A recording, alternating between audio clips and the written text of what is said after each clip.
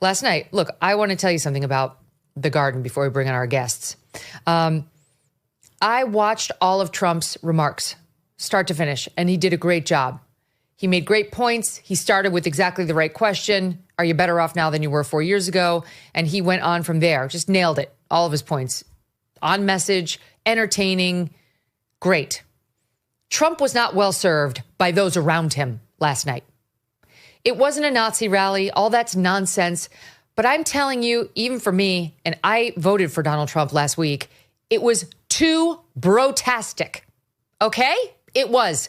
You're trying to win an election in which you're hemorrhaging female voters. Donald Trump stooges, especially those at the Fox propaganda outlet, are doing everything they possibly can to try to clean up the disaster that was his racist Madison Square Garden rally on Sunday. They are trying to make excuses for Donald Trump. They are trying to shift the blame to Democrats somehow. But they cannot defend the indefensible, and some of them are just choosing not even to try. And some are going as far as to call out Donald Trump for how disgraceful it was. And not just call him out, but admit that it is the reason he is losing and will lose.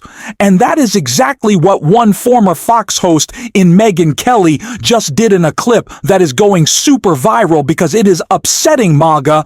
And I hate to say it, but she's actually spot on with what she said. And we are going to get into all of that. But before we do, if I could quickly ask you to leave a like on this video, and if you haven't already and you enjoy our channel, to hit that subscribe button really goes a long way, and it means the world to me now. Before we get into what Megyn Kelly said, that is shocking her audience and upsetting MAGA, let's check out some of this weak defense from Fox. That is why when they looked at this, they just get angry because they can't do it. They can't do it. So they go off on like a joke. To me, the irony of a joke like that is that the libs don't know about news until it first starts as a joke. They had no idea about illegal immigration. They didn't care about illegal until you make a joke about it. Men participating in women's sports, you start making fun of it, then they call you transphobic, then they find out that it's real. Inmates getting sex changes, right? You're paying for it, that's a joke. And then you find out, oh, it's real. I mean, now people know about Puerto Rico having a huge trash crisis. You know who knew that first? AOC's grandmother. Nobody cared, not even her. It is a rather difficult competition for who is my least favorite host at the Fox propaganda outlet. It's clearly my favorite host is Jessica Tarlov, always giving her a shout out whenever we can. But Greg Gutfeld is especially dishonest. He's always got a smug smirk on his face as he tries to make a joke. He also dresses really poorly. That has nothing to do with his politics. I just had to point that out. But what a horrible defense from Greg Gutfeld.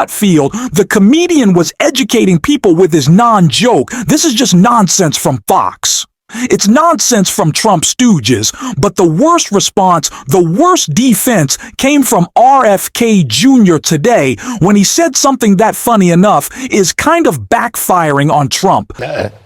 Speech by one comedian, and the crowd, I was in the crowd at that time, and they groaned. These were not, you know, no one was laughing. Nobody was laughing, and there was so much joy in the room, and optimism, and patriotism, and idealism about our country, and it was the opposite of Nazism, and the need to use that most evocative and explosive and incendiary and poisonous reference. We watched that rally. There were some groans from the crowd. There were also some cheers. It is important to remember also that comedian was invited by Trump. So I don't care how the crowd responded. That's exactly what they wanted there. But RFK Jr. having to say were the opposites of Nazis. Which, by the way, RFK Jr., I think that the opposite of fascism is communism. I don't think you want to be attributing to your campaign, but anyone having to say, no, our campaign is not one full of Nazis. Yeah, I don't think that they're really winning. And Megyn Kelly did not think so as well, because she absolutely crushed Trump in the campaign for that disaster. Mag is not happy? Let's hear what she had to say. Last night, look, I want to tell you something about the garden before we bring on our guests. I watched all of Trump's remarks, start to finish, and he did a great job. He made great points. He started with exactly the right question. Are you better off now than you were 4 years ago? And he went on from there. Just nailed it. All of his points. On message, entertaining, great. Trump was not well served by those around him last night. It wasn't a Nazi rally. All that's nonsense. But I'm telling you, even for me, and I voted for Donald Trump last week, it was too brotastic. Okay? It was. You're trying to win an election in which you're hemorrhaging female voters. Maybe when you present in front of hundreds, thousands at least, at Madison Square Garden, you clean up the bro talk just a little so you don't alienate women in the middle of America who are already on the fence about Republicans. Do they have no women advising their campaign? Is there no actual woman sitting behind the scenes, coming up with the guest lineup and saying, let's just have a word with the guys who are going to be speaking about this isn't the bar. This isn't their living room. This is a campaign. This is politics. We're trying to get him elected. We don't need to rally the base or guys anymore. And it's not helpful, even if we do want to rally the base or guys, to go full off-color insults to different racial groups and so on. I get it. Trust me, nothing that was said offended me. I'm almost unoffendable. But I understand how this plays, especially with women. And it was an effed up choice. They took what was an amazing celebration of Trump, exciting and well-attended and hugely enthusiastic, and gave themselves a big black eye. This isn't about the insane media, which did, of course, what the insane media is going to do. This is about them giving the insane media all these headlines that undermined the main man, Donald Trump, who did exactly what he should have last night. You effed up. Hopefully you'll do better in the closing week of the campaign. That's my take on it. Now, there are not a lot of things that I agree with Megyn Kelly on.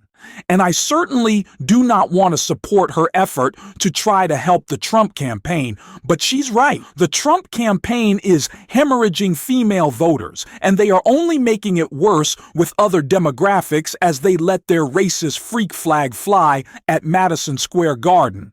It is an absolute disaster, and it's breaking through according to the VP Harris campaign, and ways that other messages haven't, in ways that other ridiculous Trump statements haven't. This is especially damaging to Donald Trump, and they are playing cleanup and now catch up because they have lost so many days of campaigning to try to cover their asses on this message. It's the reason that Donald Trump is going to lose this election, one of them. And Tim Walz called him out for that right here. In the last 7 days, let's just talk turkey about things. Donald Trump's a loser in everything that he's done. That's what he's done. That's not a pejorative. That's an observation based on facts. He loses jobs. He loses businesses. He loses in court. And no matter what J.D. Vance says, he lost the 2020 election. Couldn't have said it better myself. Governor Walz, our future VP. He's a loser. He always has been a loser. He always will be a loser. Let's make him a loser again. He's got enough problems. Let's add to him. And speaking of those problems, Tim Walz made one of my favorite jokes from him in this entire campaign in that same speech. Let's take a look at it. Things work better if you just mind your own damn business about my bedroom. Stay out of your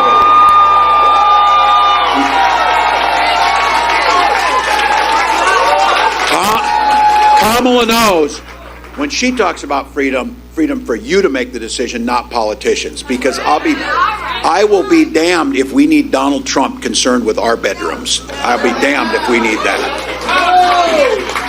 He needs to worry about his own on this. You know that. You all know how much I revel in talking about the failed marriage that Donald Trump is in. I don't think the crowd laughed enough at the comment Tim Walz was making. I'm not sure it landed perfectly. It was a great joke. I'm not sure they understood what he was saying, but clear call out of Donald Trump's marriage with Melania the other night at MSG. We saw Har just kind of duck his kiss. And when they were holding hands, as I guess they weren't holding hands, Donald Trump was holding her hand. He trying to get it away. A lot of video of how unhappy they are coming out. And of course, just adding to the disaster that was that rally. And speaking of which, one of our favorite hosts on this show, Jim Asa, went off on one of the Trump stows that tried to clean up that rally on his show. And we got to take a look at that.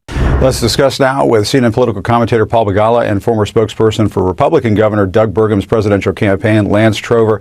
Lance, let me start with you. What did you think of this rally last night at Madison Square Garden? Was that a good idea to have, people like that comedian up there spewing that kind of hatred? Well, Jim, I've said it many times on the show. I think it's best when Republicans stick to the issues because I think they're going to do very well next week if they stick to the issues. And look, I don't think voters do the whole guilt by association thing, usually with politicians, unless you're Kamala Harris, who's been VP to Joe Biden the last 4 years. I think that's the guilt by association that's been going on. But I would just point to the Kamala Harris super PAC over the weekend put out a memo saying to the campaign, you need to stop the attacks on Donald Trump's character because they're not working. And that got me thinking that Democrats don't have much of a leg to stand on when it comes to the heated rhetoric. Tim Walz himself, before this event even happened over the weekend, was comparing it to a Nazi rally that happened in the 1930s. The last several weeks of the Harris campaign have been spent talking about Donald Trump as a fascist, saying he's a threat to democracy, comparing him to Hitler. So I'm not sure they have much of a leg to stand on when it comes to this stuff. And I would just point out. Lance, I mean, you have a comedian telling jokes that, you would hear at David Duke's birthday party. I mean, this was vile, hateful stuff. And by the way, Puerto Ricans are Americans. I've said it once, I've said it again, I'm going to say it a bunch of times on this program. Puerto Ricans are Americans who can vote. Yeah, absolutely. Do I think they could have got a better comedian last night? Heck, yes, I do. I mean, where's Shane Gillis when you need him? He does a great Trump impression. Absolutely. But that's why I started this segment by saying, look, yes, I think that we're obviously needed to be focused more clearly on the issues, but I don't think voters go into guilt by association. And Democrats for weeks on end have been doing the same type of dark rhetoric on the Trump campaign and on Donald Trump that doesn't get nearly as much coverage. And I think that's worth discussing. Paul, is this a both sidesy kind of thing going on here?